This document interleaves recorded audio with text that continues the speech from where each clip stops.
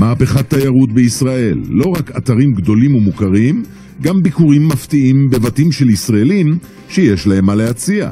אנחנו עושים סיורים חווייתיים, מראים את תהליך ייצור הדבש.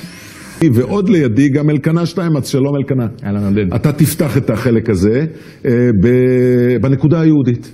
נקודה ישראלית. או בנקודה הישראלית. בכיף. אז ספר לי על המפנה המעניין הזה במפת התיירות. נקודה ישראלית בעצם התחלנו אותה בגלל המגמה שיש היום בעולם התיירות. בשנים האחרונות יש מגמה בעצם לצרוך תיירות אחרת. תיירות יותר מקומית, לוקל טוריזם, תיירות חברתית. אנשים כבר לא רוצים את האובייס לנסוע לצרפת ולברלין ולצרוך את הדברים שאנחנו רגילים. ובעצם הבנו שאנשים, הייתי אומר לך לפני כמה שנים, שאתה תישן בברלין אצל אנשים בבית, היית צוחק עליי. והבנו שיש כל כך הרבה אתרים בארץ, עסקי תיירות בארץ, שאין להם את החשיפה הזאת ולא יכולים בעצם... למשל? לדוגמה, יש מישהו שיש לו מאחורי הבית חוות תבלינים. אתם בעצם רוצים להביא את החוות תבלינים הללו הזאת לאנשים שסתם מטיילים באזור. לגמרי, לגמרי. לתת לאנשים לצרוך עוד תיירות. לא התיירות שאנחנו יכולים למצוא בכל מקום. יש הרבה עסקי תיירות שהבן אדם עצמו הוא גדל במקום. הוא בעצם יצר את התיירות הזאת ואין לו את הכסף. הוא גם המשווק, הוא גם הטלמרקטינג, הוא גם עושה את החשבוניות, הוא עושה הכל. המבקרים ישלמו לו?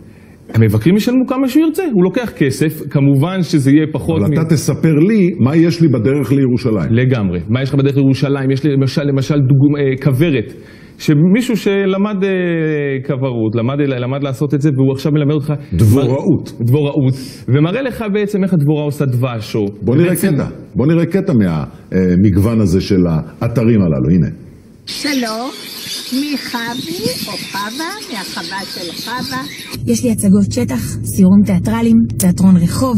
יש לנו חווה עם חיות וחוויות. אנחנו עושים סיורים חווייתיים, מראים את תהליך ייצור הדבש, סדנאות והפעלות עם דונלד, וייצור של נרות וסבונים. ואיך ככה מקדמים את העסקים שלהם אצלך באתר?